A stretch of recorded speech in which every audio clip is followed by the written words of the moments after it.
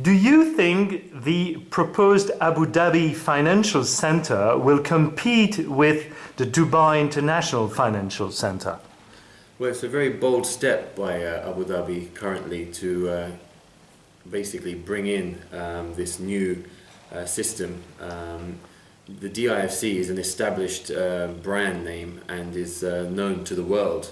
So Abu Dhabi, although it has all the financial backing and the oil to make it a global powerhouse, it's going to take a lot of time for it to develop something that DIFC currently has. DIFC is very, very big in size. It has about 14,000 people working in the DIFC and over 900 companies that are based there, legal companies, financial institutions.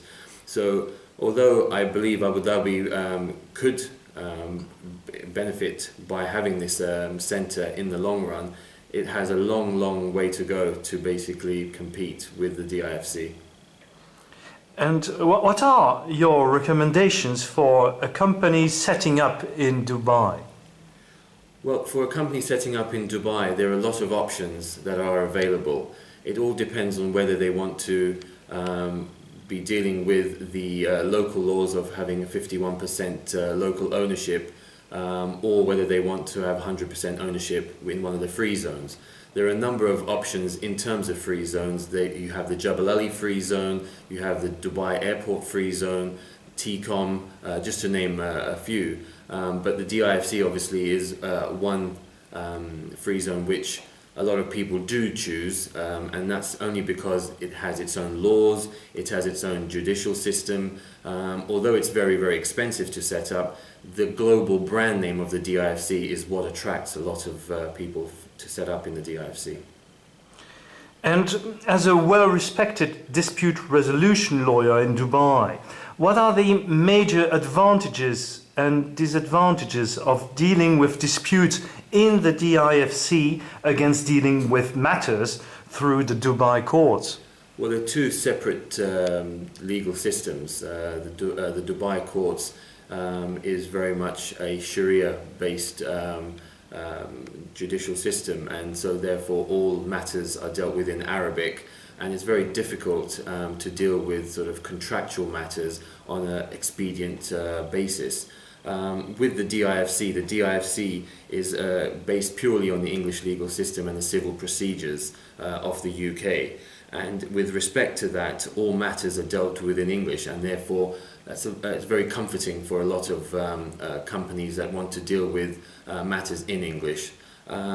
Judgments are very quick in terms of being able to receive a judgment.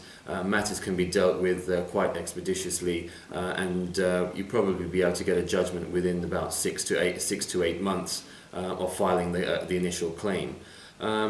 With respect to the disadvantages of the DIFC, dealing with disputes in the DIFC, it's very costly. So a lot of people are put off by the expense of having to file an initial claim. It's quite expensive, almost around $20,000, depending on the actual claimed amount.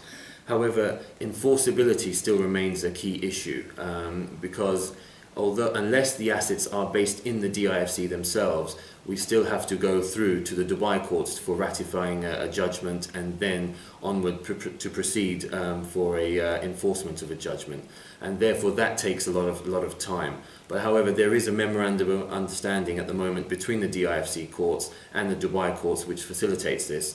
So hopefully, going forward, we will hopefully be able to see enforceability not being an issue so much going in the not too distant future.